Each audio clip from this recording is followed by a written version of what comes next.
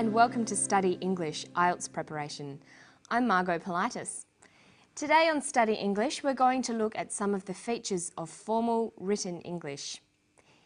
In our clip we'll hear from a man who believes that drinking water is the key to being healthy and living a long time. He's going to talk about how he came to his conclusion and how he tried to get some support for his project. How does nature do it? What keeps body cells going, and how can we improve on that process so that we eliminate disease altogether and we live a long and healthy life? I don't think death and disease is inevitable. We stumbled on the fact that they weren't actually getting rid of carbon dioxide out of their bodies, they were neutralising the carbon dioxide in their bodies. And we found it was from the water they were drinking. When we looked at these animals and saw what they were doing, it was exactly as we'd hypothesised, and that was a great feeling, a real feeling of elation.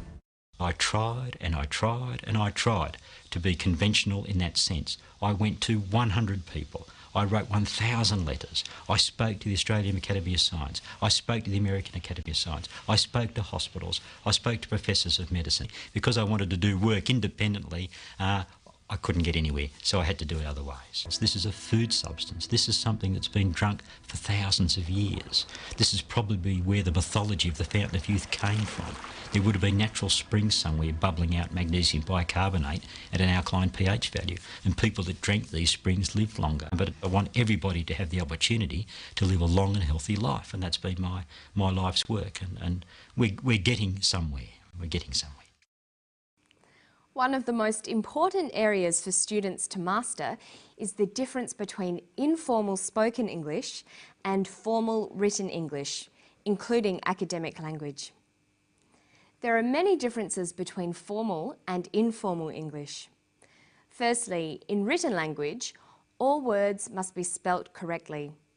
There should be no words in written English that you can't find in a dictionary. Another important difference is that contractions are not used in formal written English. We only use contractions in written English if we're trying to represent the way that people speak. The clip we've heard today is, of course, spoken English. Listen to part of it again and see if you can identify the features of informal English. But I want everybody to have the opportunity to live a long and healthy life, and that's been my life's work, and we're getting somewhere. We're getting somewhere. When Dr. Beckett is speaking, he uses a number of contractions.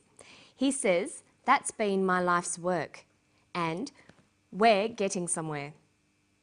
"That's" is short for "that is," and "where" is short for "we are." So if we were writing these statements, we'd write, "That has been my life's work. We are getting somewhere." There are many common contractions. By using them in your spoken language, you'll sound more natural, but be careful to write them out in full informal situations. Watch for not words like couldn't, could not, wouldn't, would not, shouldn't, should not, won't, will not, and don't, do not. Another common feature of informal English is the use of phrasal verbs, or two-word verbs. Phrasal verbs consist of a verb and a preposition. They are commonly used in spoken English, and their meanings are idiomatic, giving the verb a special new meaning. Listen for some phrasal verbs in this clip. We stumbled on the fact that they weren't actually getting rid of carbon dioxide out of their bodies, they were neutralising the carbon dioxide in their bodies. And we found it was from the water they were drinking. This is probably where the mythology of the Fountain of Youth came from. He uses the phrasal verbs stumbled on, get rid of, found out, and came from. In formal written English, it's best to use single word verbs. So instead of saying they weren't getting rid of carbon dioxide, we would write they weren't eliminating carbon dioxide. And then we'd get rid of the contraction. So it would read, they were not eliminating carbon dioxide. Instead of saying we found out it was from the water, we would write we discovered it was from the water. This is probably where the myth came from. This is probably where the myth originated. Let's look at some other examples of common phrasal verbs. Instead of look into, we would write investigate. Instead of cut down, we would write reduce. Keep on could be continue. Point out could be indicate. All of these words are more formal than phrasal verbs. Another important part of formal written English is understanding how to use conjunctions. Short sentences are less formal than compound or complex sentences. If you can, it's good to try to link short sentences together. Listen to this clip, then we'll try to turn it into good formal English using coordinating conjunctions. I went to 100 people. I wrote 1,000 letters. I spoke to the Australian Academy of Science. I spoke to the American Academy of Science. I spoke to hospitals. I spoke to professors of medicine. Because I wanted to do work independently, I couldn't get anywhere. He uses a number of simple sentences in a row. I spoke to the Australian Academy of Science. I spoke to the American Academy of Science. I spoke to hospitals. I spoke to professors of medicine. These could become, I spoke to the Australian Academy of Science, comma, the American Academy of Science, and hospitals. I also spoke to professors of medicine. There are some rules to be aware of when you're using conjunctions. In formal English, we don't start sentences with coordinating conjunctions. Words like and but are joining words. They are not used to begin sentences. Listen to Dr. Beckett again. Notice how he uses conjunctions to start his sentences.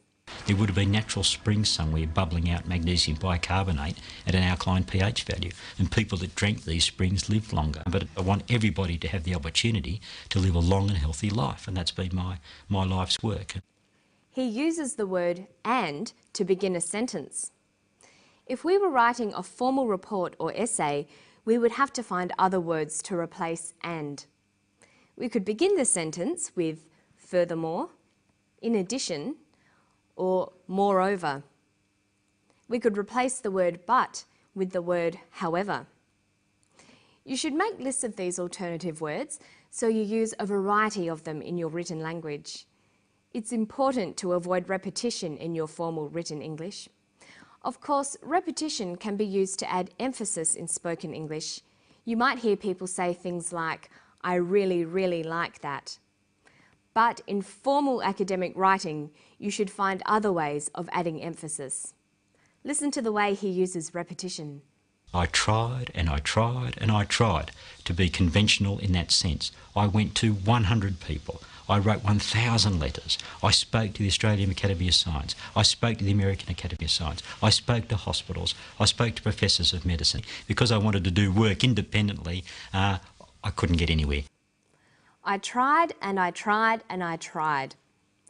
To make this sentence more formal, you could either just drop the repeated verb or use an adverb like repeatedly. We could just write, I tried, or I tried repeatedly. Another way you can make your language more formal is to use the prefix re to indicate a repeated action. This doesn't apply to all verbs.